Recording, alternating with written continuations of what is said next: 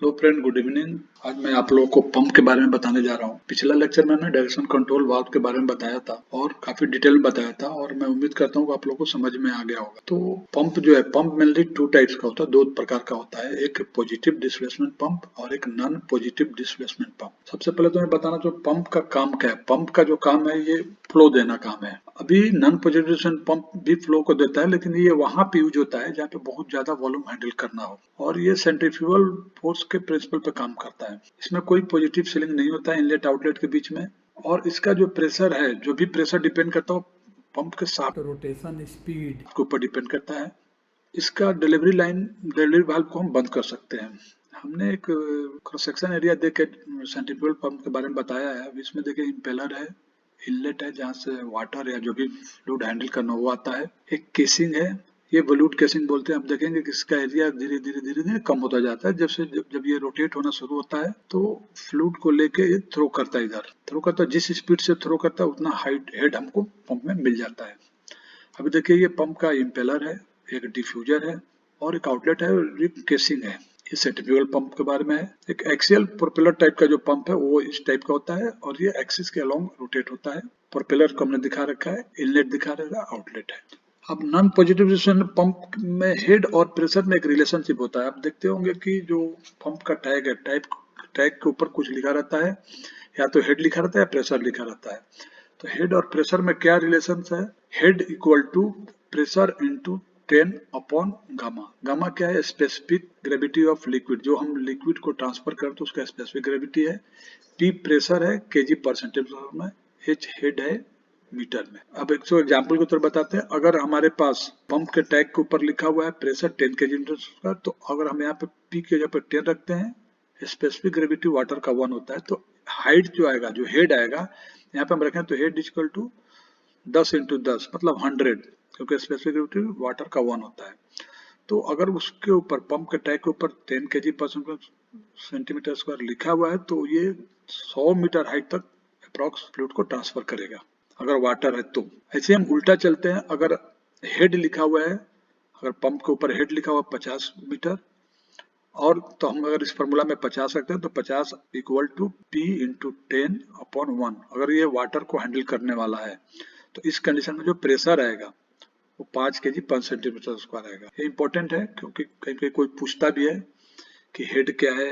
अगर प्रेशर है लिखा हुआ है तो अगर आपको हेड निकालना है तो उसको निकाल सकते हैं।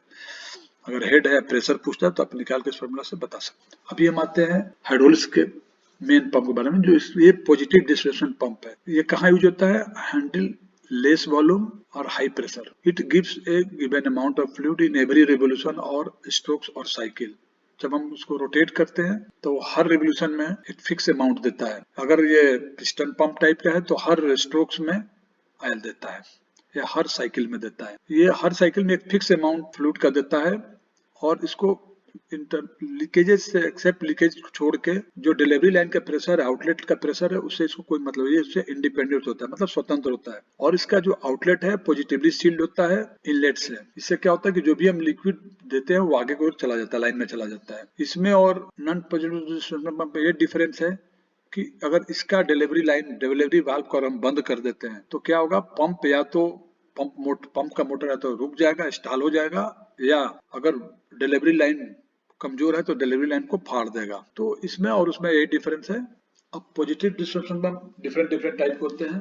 एक गियर पंप है। गियर पंप भी दो तरह का होता है, internal gear and external gear pump. एक लोब पंप होता है। लोब पंप जो एक्सटर्नल गियर वाले प्रिंसिपल पे ही काम करता है। एक गेरोटर पंप होता है। गेरोटर पंप इंटरनल गियर पंप के प्रिंसिपल पर काम करता है। इसके अलावा वेन पंप है, एक्सेल पिस्टन पंप है, रेडियल पिस्टन पंप है, स्क्रू पंप है, बेंट एक्सिस पिस्टन पंप। फिर पंप का प्रिंसिपल के बारे में बता रहा हूँ। पॉजिटिव डिस्प्लेसमेंट पंप इसी प्रिंसिपल पर काम करता है। देखिए हमने एक रिजर्वायर बना रखा है, इसमें ऑयल है, एक पिस्टन है और एक हैंडल है जिससे हम इसको आगे पीछे कर सकते हैं। यहाँ पे एटमॉस्फेरिक प्रेशर आता है। जैसे ही हम हैंडल को पीछे ले जाते हैं तो यहाँ पे एक सक्शन क्रिएट होता है, वैक्यूम क्रिएट होता है। जब वैक्यूम क्रिएट होता है और यहाँ पे चूंकि एटमॉस्फेरिक प्रेशर है तो प्रेशर का डिफरेंस होता है।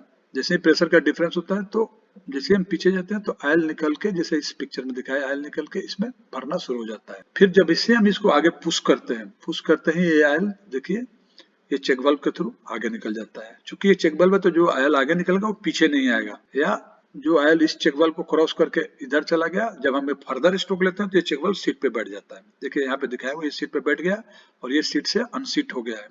तो इसी प्रिंसिपल पे ये पॉजिटिव डिस्प्लेसमेंट पंप काम करता है।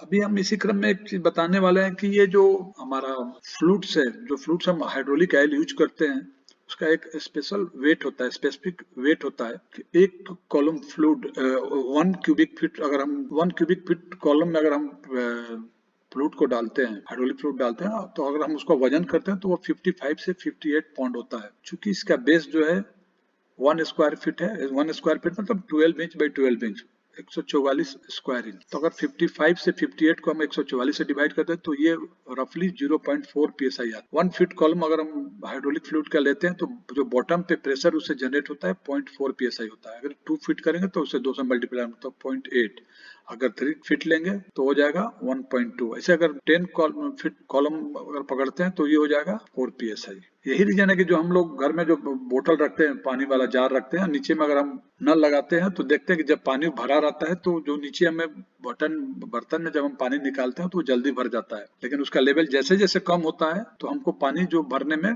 टाइम लग जाता है। नीचे जो भी हमारा ग्लास या कुछ रखते हैं उसमें पानी निकालने में टाइम लग जाता है, उसका रीजन यही है। अभी हमने प्रेशर डिफरेंस के बारे में बताया, push oil into pump. Pressure difference जो है वो ऑयल को पंप में पुश करता है। अभी यहाँ पे हमने एक पिस्टन दिखा रखा है, एक बैरल में पिस्टन लगा हुआ है। अभी पिस्टन को जब हम पीछे लेते हैं तो पंपिंग चैम्बर यहाँ पे क्रिएट हो जाता है। ये पार्शियल वैक्यूम और वॉइड इज क्रिएटेड हियर। और जो होता है, चूंकि यहाँ पे चूंकि एटमॉस्फेरिक प्रेशर है तो ये क्या होता है, ऑयल को पुश कर देता है तो ऑयल इसमें आके भर जाता है। फिर जैसे ही हम इसको इधर से उधर पुश करना शुरू करते हैं, अब चूंकि इधर जब जाता है तो ये तो अनसीट रहता है, ये तो चेक वाल्व जगह पर रहता है, लेकिन जब इधर जाता है तो ये अपने जगह से अनसीट हो जाता है। जब अनसीट हो जाता है तब एक प्रेशर जनरेट हो जाता है, वैक्यूम क्रिएट हो जाता है और एटमॉस्फेरिक प्रेशर से ऑयल यहाँ से यहाँ आ जाता है।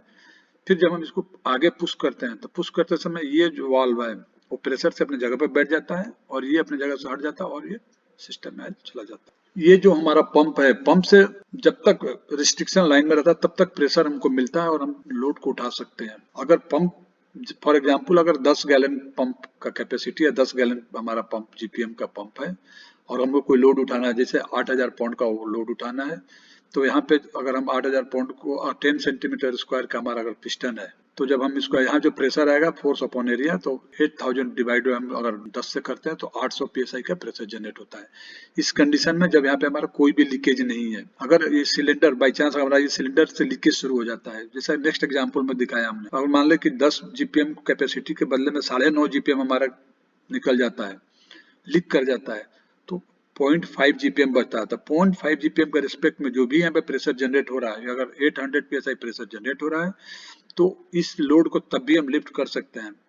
बशर्ते क्या होगा कि हमारा ये लोड लिफ्ट करने में टाइम लगेगा, क्योंकि हमारा पंप का फ्लो लीक कर रहा है। ये तब तक होता रहेगा जब तक पूरा पंप का फ्लो लीक न कर जाए। अगर पूरा का पूरा फ्लो लीक कर जाएगा, अगर 10 जीपीएम लीक कर जाएगा, उस कंडीशन में ये हमारा सिस्टम अपना बंद हो जाएगा।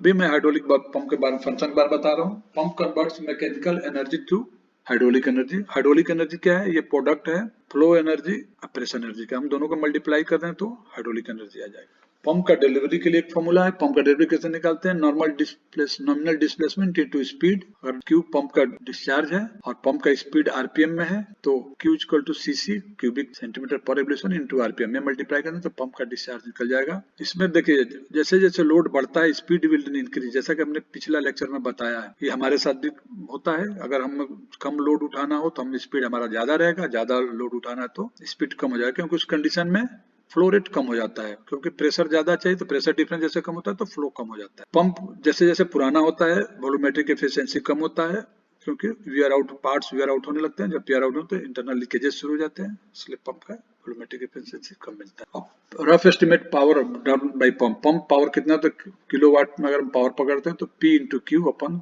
612 into efficiency of the pump, mechanical efficiency pump. ये जनरली 0.8 से 0.85 के बीच में रहता है। प्रेशर जो है, प्रेशर केजी फोर्स पर centimetre cube, delivery flow in litre पर मिनट। अगर हम यहाँ पे पी के वैल्यू रख देंगे, क्यू के वैल्यू रख देंगे तो हमें किलोवाट निकल जाएगा। वॉल्यूमेट्रिक एफिशिएंसी क्या है, क्यूपी अपन क्यूओ। क्यूपी क्या, delivery amount of pressurise condition, delivery amount of no load condition. ये पंप का वॉल्यूमेट्रिक एफिशिएंसी है। अब इनपुट पावर, पंप को चलाने के लिए जो इनपुट पावर लगता है, और मोटर, हम तो मोटर का पावर हमेशा पंप से ज्यादा रहेगा, तब हमको जाकर डिजायर्ड जो भी पावर चाहिए हमको पंप से मिलेगा। तो पंप प्राइम मूवर है जो इलेक्ट्रिकल एनर्जी को प्रेशर एनर्जी में कन्वर्ट करके देता है।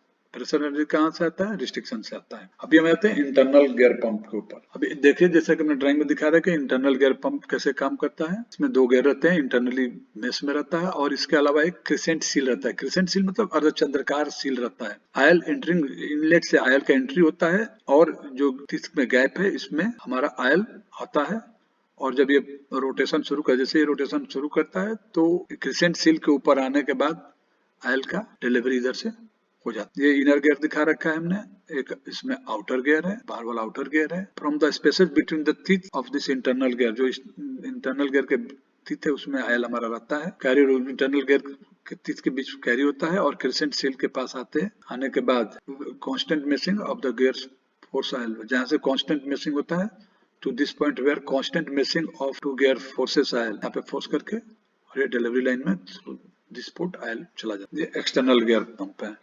इसमें दोनों में, कोई गियर पंप में एक ड्राइव रहता है, एक ड्रिवन रहता है। अब इसमें ये ड्राइव है। अभी देखिए, इनलेट से आयल आता है और टीथ के थ्रू, टीथ में देखिए, टीथ में आयल भरता है, और जब रोटेट होता है तो इस केसिंग और इस कैरी होते हुए एक केसिंग और बीच से आयल आके और डिलीवरी लाइन में आयल डिलीवर हो जाता है। यहाँ पे हमने दिखा रखा है, बाइकोमिकेटेड here at the lift teeth unmesh oil enters from the reservoir. Second में oil is carried around housing in chambers formed between teeth, housing and side plates. ये ड्राइव गियर है, ये ड्रिवन गियर है। एंड फोर्स आउट, जैसे यहाँ पे आता है, यहाँ से कैरी करके आता है, जिससे यहाँ से स्पेस मिलता है, यहाँ पे आयल डिलीवर कर देता है। इससे ये जो हमारा टीथ है, इसी में सीलिंग रहता है, फर्दर आयल पीछे नहीं आएगा, आयल आगे चला जाता है।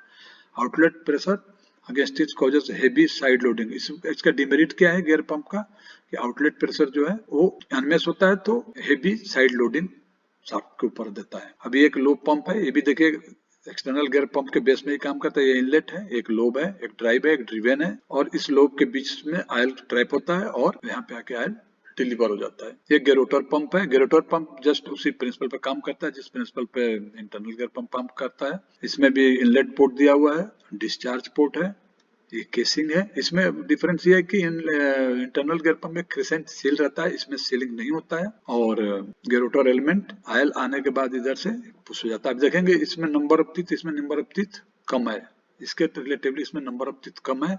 एक टीथ जो इवन ऑड रहता है, कम रहता है, तो उसी में आयल आगे कलेक्ट होकर इधर डिलीवरी में दिया जाता है। Thank you.